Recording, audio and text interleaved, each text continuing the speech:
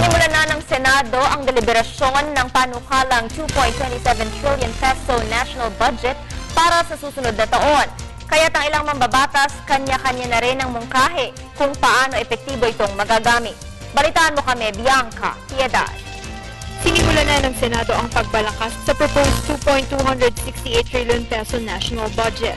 Batay sa Department of Budget and Management, malaking bahagi ng panukalang pambansang budget sa 2014 ay ilalaan para sa edukasyon at infrastruktura upang makasabay sa development agenda ng pamahalaan. Ayon kay Senate President Franklin Drilon, magpapatuloy ang paghimay sa panukalang 2014 national budget at hindi aniya kailanman bibitawan ng Senado ang constitutional duty nito maging ang pagpapasya at pagtataya kung punta ang pondo ng gobyerno. Nais naman makitang itemized ni Senate President Pro Tempore Ralph Recto ang nakalatag ng mga proyekto ng iba't ibang departamento at ahensya ng pamahalaan sa 2014 na nagkakahalaga ng 96 billion pesos.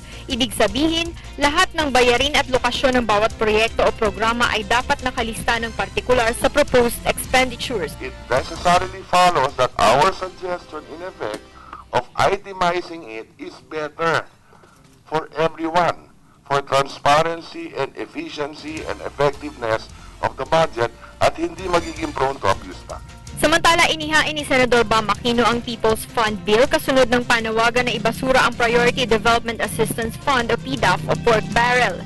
Magbibigay ito sa mga taxpayers ng mas malawak na kontrol sa pondo ng publiko. Of course, hihintayin natin yan sa deliberation ng budget na tanggalin talaga yung pork barrel. At least on the Senate side, I think there are already 15 senators na nagsabi na gusto nilang tanggalin ito.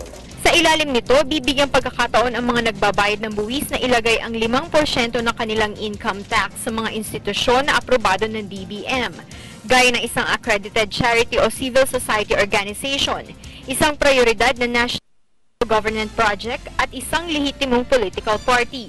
Oras na maisabatas, sa taya ni Aquino, 10 bilyong piso ang makakalap ng pamahalaan mula sa People's Fund na mas maliit sa papalitan na 25 billion pesos na PDAF.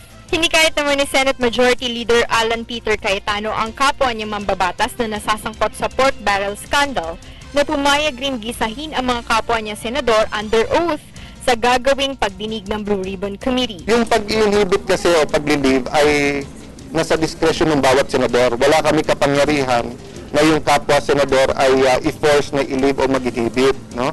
Pero kung tatanungin niyo ako, ang imumungkahi ko ay mag-oath din ng senador at payagan niya na i-grill din siya ng kapwa senador at ng ibang mga witnesses. Habang iminungkahi naman ni Senador J.V. Ejercito na ipasa na ang Freedom of Information Bill o FOI Bill na ani ay pinakamagandang solusyon sa mga iligal na transaksyon at scams sa pamahalaan. Para sa Telebisyon ng Bayan, Bianca